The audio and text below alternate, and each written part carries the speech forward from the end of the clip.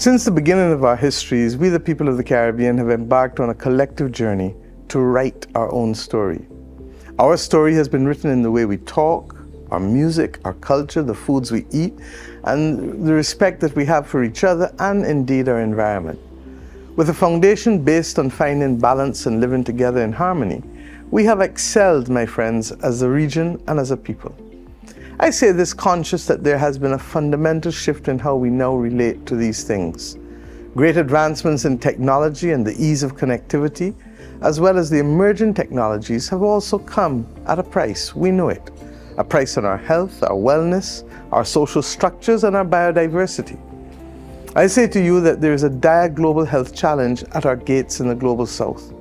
We have experienced an exponential rise in cardiovascular disease, chronic respiratory and infectious diseases, cancer, diabetes, air pollution, mental health challenges, malnutrition, and all of this while the climate crisis has impacted us and our environment and will continue to do so.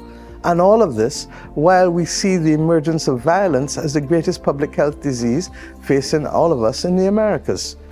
We, the citizens of the Caribbean, are faced with a simple choice. What will our future be? And what story will it tell?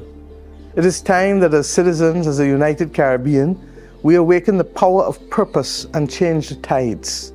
We simply must take charge of our health and understand the wellness mechanisms that exist all around us. What we have forgotten, our children must now remember. Our very survival as a region depends on it. We must take a vested interest in our overall health. So yes, it starts with our personal health, changing what we eat, changing how we exercise and move, but also of great importance is the health of our environment, our communities, our societies, and each other. And that is where the impact of the climate crisis with new pathogens and possible new pandemics, or with violence as a new public health disease comes to play. All of this, my friends, is critical if our region, our Caribbean, is to flourish beyond the now and to echo proudly through the generations to come that we have left them a legacy that allows them to live the best life that they can. Yes, the scope is before us. The calling is here, but the action must be now. Let us meet our doctors, our nurses, our scientists, our community leaders, and our other healthcare professionals answering the call. Let us ensure that we reach every household, not just those who have access to the tools that allow them to be able to do the research for themselves, but let us help carry all of our brothers and sisters so that they understand why eating fast food every day can't work, and they understand why it is necessary to put some ground provisions and vegetables in your food, and get our children accustomed to it from the very beginning so that they don't tell us like an American president, I don't like broccoli. I am Mia Amour Motley, and this is Caribbean Medical TV. And we can do better once we work together and change our habits individually, as families, as communities, as countries. Thank you. Every day, a new story is told, forged by the choices we make, from our home, heart, health, and family. It is an ecosystem of diverse and intricate living, all intertwined, all interconnected. Each day we rise to expectation, responsibility, and resolve. In this all-new season, we bring the insights to you. We hear from our medical, scientific, agricultural, and climate specialists about the incoming tide in this new age. This is Caribbean Medical TV. Welcome to our world, our future.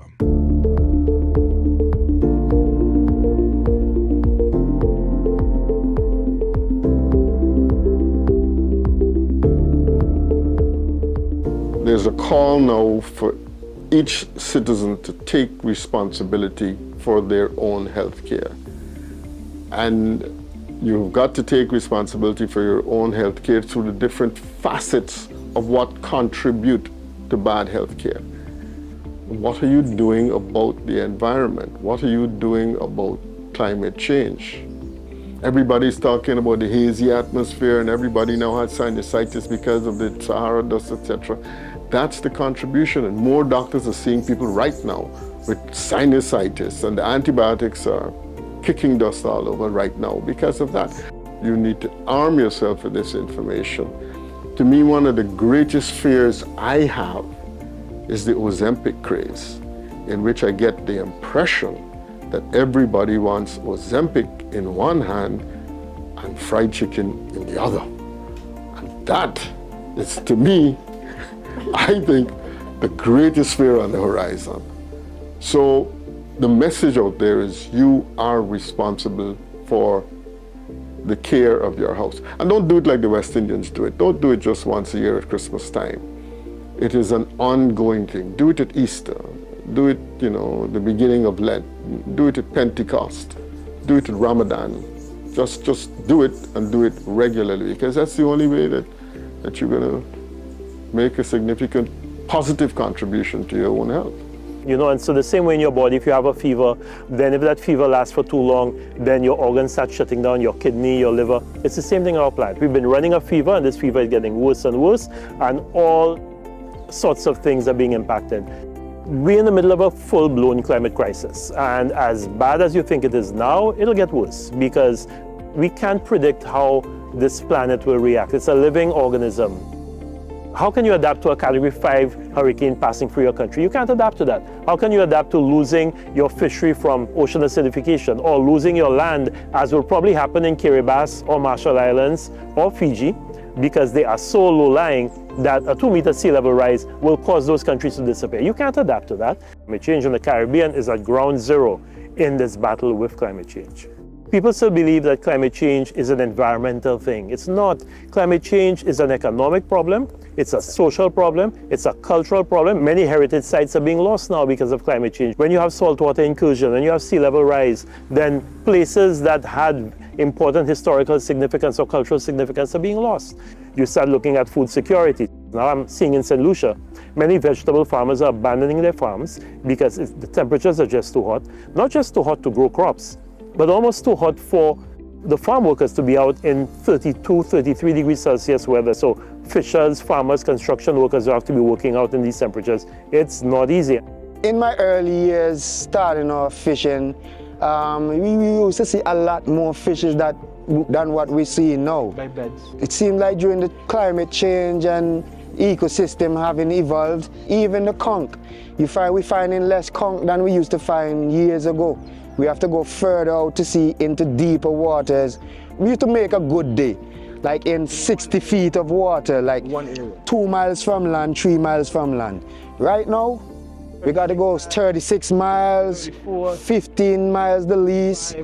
That contributes to the bends that we're getting, because we have to be diving in deeper waters to get the fish, because we're not getting the seafood like how we used to get it before because of climate change. So sometimes when we overwork our bodies, we don't know, and then we get sick. We get the decompression sickness. This is because of how hard we work. So we have our families to take care of, and it's something that we love to do. Climate change is real, and no amount of denial, right, will prevent it from being so.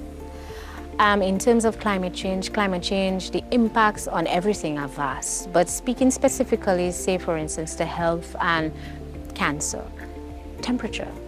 The temperature of our climate has increased and continues to increase exponentially.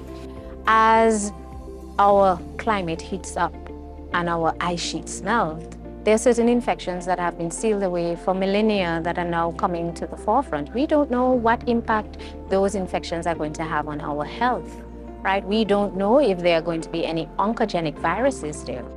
Now, we as melanated people, we seem to think that our melanin is all the protection that we need. It's not, all right? We should all be wearing sunscreen, especially considering the rise in temperatures, because this sun that is happening now is not your grandmother's sun. This temperature is not granny's temperature. So we need to adapt. That's why we've survived as a species for so long. We've adapted. And on Caribbean Medical TV, we will continue our focus on the impacts of climate change as it relates to our health. We are now more uniquely equipped than ever before to analyze and correct these challenges. As of this very moment, a new player has entered the field: artificial intelligence.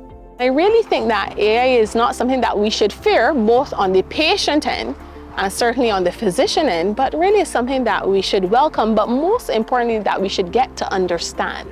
So Within the artificial intelligence space for quite some time, pathology has been using AI technology.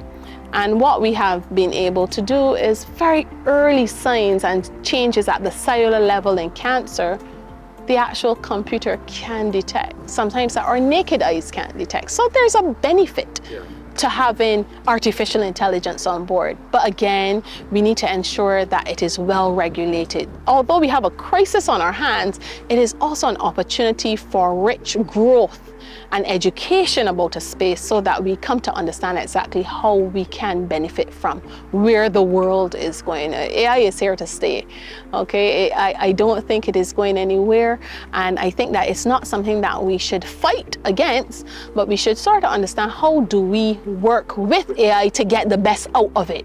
Because at the end of the day, AI is educated based upon human beings. Hi, I'm Ella. And hi, I'm Hannah. We're two students from the UK visiting here in St Lucia at the Millennium Heights Complex Hospital, and you're watching Caribbean Medical TV. Every year, there are many visiting students and medical personnel who come to the Caribbean to work alongside our local healthcare experts. That speaks to constant community engagement and high standards of our Caribbean medical fraternity. Stay tuned. We'll be right back with more. Hello, I am Nigel Batiste, Group President and Chief Executive Officer of Republic Financial Holdings Limited. The Republic Group has always prioritized the holistic development of the communities and countries we serve. It's a mission driven by our flagship Power to Make a Difference corporate social responsibility program and the dedication of our staff, where we focus on 4 key pillars: the power to learn, the power to care, the power to help, and the power to succeed. For us, this is just the beginning of our sustainability journey, and we remain fully committed to unlocking financing to support the attainment of the United Nations Sustainable Development Goals, which ultimately would lead to a Caribbean region that is safe, healthy, and sustainable for many generations to come.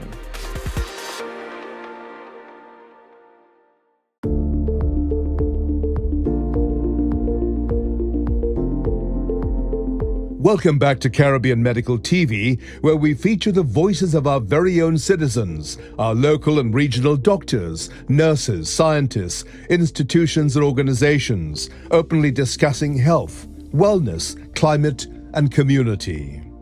The challenge I maintain is the expectation. What do people expect of a healthcare provider, of a healthcare system? But at the end of the day, we are committed. And that's really what integrated health and social care models promote. We know that there will be shortfalls, but we're constantly striving. What I would love for the Caribbean is for our healthcare systems to become more integrated, where we're not just managing patients in the moment, but we're thinking about what they need after and developing legislation and policies that support that, because they deserve it. We should value our people so much that we develop a system to meet their needs right where they are. I try to tell my patients all the time that I'm here to help you. I'm not here to judge you. This is a safe space. Because, like I said, when a patient comes to a doctor, they're at their most vulnerable. Even a doctor as a patient, you think you know everything that's happening to you, but you're still vulnerable. Everybody's experience is unique, and everybody has different experiences which shape them. Well, for me, I lived in Cuba, I lived in America, I lived here. So even if, me being St. Lucian born and bred, the influences from all those other countries that I lived in will always influence my practice. From something as simple as language, where, in St. Lucia there's a very strong French Creole, and I'll be able to communicate with a 90-year-old person who can't speak any English, as opposed to, a tourist who walks in and speaks no English. I can speak to them in Spanish or French or those things. So as from a personal perspective, my experiences, both as a St. Lucian and somebody who's lived abroad in multiple countries, it also helps with the practice because it makes it easier for me and for the patient. One of the things that I think is very important, if all of the Caribbean countries, regions, heads of states, the ministries of health in the different countries, if they incorporate the Ministry of Education, where we create campaigns with the children in the schools promoting health education, exercising, and the diet. I know some countries have already started that in terms of the portion of the meal, the type of meals that are provided in the school to contribute to a better level of nutrition. I think that is pretty important. And also too, with climate change, that is also taking an effect when it comes to health, crops, food. Climate change may seem like it's completely different or unrelated to health, but everything has a chain effect. Everything is connected. So in the Caribbean, promotion is key for the chronic illnesses. And I must say, as what we do here with Caribbean Medical, making the Caribbean more aware of what are the issues concerning the chronic illnesses, promotion, prevention, I think we as a region need to concentrate on how are we going to modify our lifestyle. These are ways that we can help to contribute to promotion of better health, modification of diet, which is very important. So definitely we know, and there's evidence to prove that nutrition is one of the main risk factors that affects people in terms of their development of diseases, the high rates of morbidity. I like to bring culture into the diet because culture can be to our detriment. We've told ourselves that we need juice. I have no idea where this comes from. What we need is hydration. We need water. And we need fiber from the fruits, and we need minerals and vitamins that the fruits have. We tend to juice our fruits and we don't tend to eat our fruits, right? So we need to get the fruits, but not in the form of a juice, right?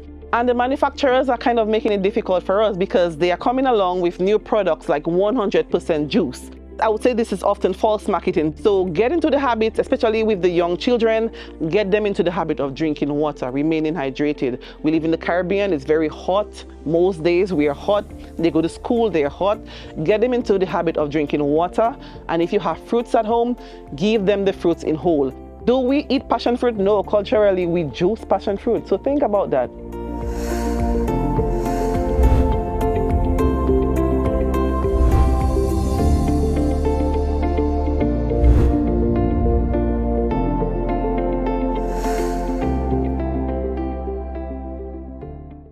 Medco Limited, Trinidad's first internationally accredited healthcare provider and one of the nation's top healthcare institutions. With 3 strategic campuses across northwest Trinidad, we offer comprehensive healthcare services for all your needs. We're committed to patient-centered quality care, excelling at treating complex medical conditions. Our 24/7 emergency services provide trusted, timely care when you need it most. We've invested in cutting-edge diagnostic and therapeutic technologies, ensuring higher accuracy in imaging and more effective treatments for better outcomes. Our state-of-the-art ICU delivers the highest level of critical care, backed by the latest medical innovations. Life is precious. Choose the best. Choose Medco Limited.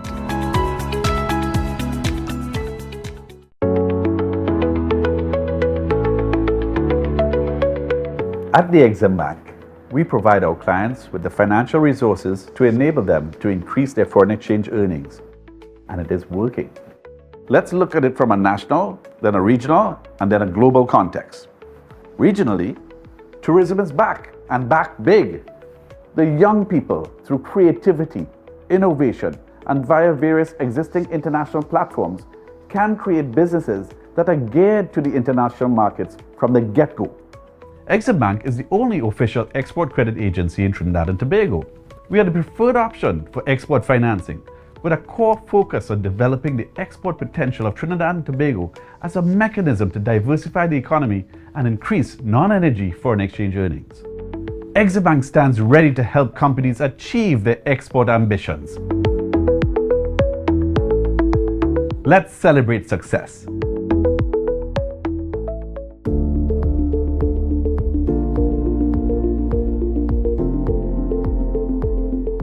Today Today we were focusing on nutrition security, which is a little different to food security. Because when you talk about food security, you're looking at the total food on the plate, how much calories you have. And unfortunately, many people in the Caribbean has an overabundance of calories on their plate.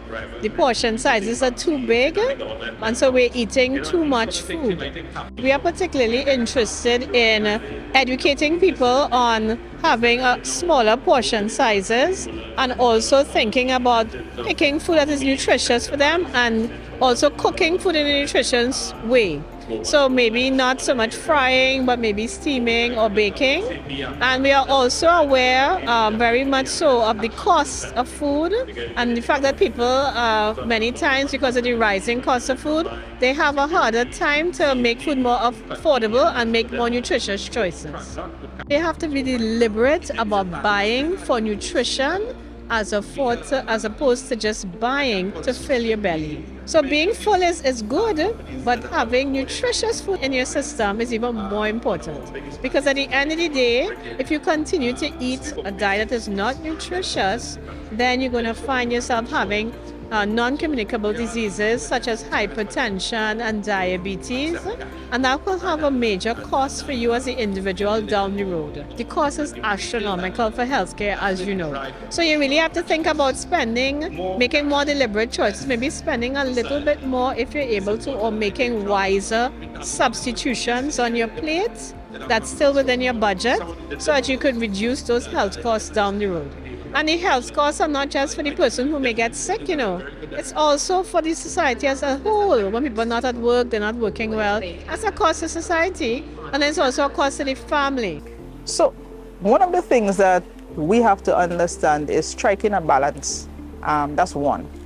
Striking a balance between what we are doing on a daily basis and not being caught up in just going throughout the day every day. And sometimes that's what happens. You see persons just go throughout the day and they have not stopped to eat, they have not stopped to rest, they have not stopped to exercise, they probably have not stopped to think. So one of the things that we have to do, especially with the younger children, I think, is that we need to reteach our diets. The other thing is that we need to create environments where they can have access to these foods, the ground provisions, the vegetables that are grown here. Through the generations, our families relied upon the earth for its harvest. Returning to our parents' way of growing our own crops would certainly play a role in reducing our import bill and recreate a vibrant agricultural sector. This can also combat many chronic illnesses. Now, in terms of diabetes, it probably interferes with the metabolic pathways in terms of how nutrition is getting to the cartilage, and that interference leads to then micro damage to the level of the cartilage, which would then ultimately result in damage to into the cartilage, leading to arthritis. Weight, very simply, it is load transferring through the joint, and as we acquire mileage or cycles through the joints, that extra weight wears down the cartilage in the knee and the hip, which can lead then to arthritis. So it's very important that in terms of our diet, we get healthy foods. And the healthy foods, what I mean, is things that come straight from the source. They're not being manufactured, they're not being processed. Things that you'd get at the market. When I was a medical student at the University of West Indies in Trinidad, I used to go to Tunapuna Market. I would get my fish there, the karit and the kingfish, and I would get all my fruits and my vegetables. And that is a good way to get your nutrition. Get it straight from the source rather than getting it from these boxes. Another factor we have in Dominica, also as in the Caribbean, we see a lot of the fertilizers used in agriculture. The fertilizers and the pesticides used in agriculture are hormone disruptors. And a lot of the men here, sometimes they spray without any mask, without any protection, and this leaks and seeps into the skin and gets into the bloodstream. It also leaks into the water, and then it goes into the food which we spray. We're talking about the banana plantations, the fruits, the vegetables, and it also gets into the water. That also means the fish get contaminated. And as we are Caribbean, we eat a lot of fish, seafood. So now over the years, these chemicals build up in our blood system, in our body, and it can also give us breast cancer, and also prostate cancer, because those organs are hormone dependent. You need to wash your foods with baking soda and vinegar. So you soak your greenery and your fruits with baking soda, some diluted baking soda in some water and vinegar together. You wash them for at least 10 to 15 minutes. That will decrease at least 80 to 90% of all the pesticides and herbicides within on the surface of those foods. We're talking about apples, grapes, strawberries, bananas, plantains, all of them, because they are sprayed. And those chemicals do affect the prostate and also the cervical area of the woman. The farmers now, we need to stress that they have to put on their gear. If they're using those chemicals, they need full gear. They need boots, they need protection for their head, their skin, long sleeve, they need gloves. Also, they need a proper way to dispose of those things, not just setting it in the river, also it will contaminate the fish and in the sea. We all have a role to play, and it is critical that we set the examples for our children. Now more than ever, our lifestyles are in focus in this ongoing debate. From Dominica, we travel to Barbados to chat with Dr. Sherry-Ann Catwell and discuss the deeper parts of one's well-being. So according to the World Health Organization, mental health is not merely the absence of mental disease, but it is a state of well-being. Most times when persons hear the word mental health, they think about mental disease or mental illness. However, mental health is just a state of overall psychological, physical, and social well-being. It's how you manage stressors. It is what we call your resilience. So sometimes persons may not be able to manage certain life situations effectively.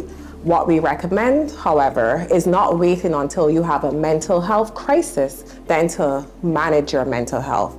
A big part of mental health is also understanding the positive aspects as well, right? Looking at what we can do, what we are able to do through joy and through passion and through purpose and through spirituality. And remember, mental health is a part of our functioning that's connected to our physical health or spiritual health or all different kind of health. And so we have the creativity that comes out through trauma, but also the creativity that comes out through us being just uniquely ourselves. So generally, there is an overall uniqueness about Caribbean people that stems from our ability to rise up from triumph, but also our ability to use just our resilient spirit to create and to enjoy and to endure. I continue to add value to me because that's the only way I can add value to others. My contribution to humanity must be very significant. My dash must matter. My dash must dance. That dash on my tombstone from the time I was born until I expire must leave a footprint on this earth. One of the quotes that I love from Martin Luther King is, "Not everyone can be famous, but everyone can be great." It's because greatness is determined by service. We have to find a way to serve humanity. And the other one that I love from Maya Angelou is, "When you get, you give, and when you learn, you teach." And it just tells you that your story is significant, not just my story. And a lot of times people don't think that who's going to want to hear my story. Every life has a story, and every single story is significant. Significant indeed it is. Thank you for your words of wisdom.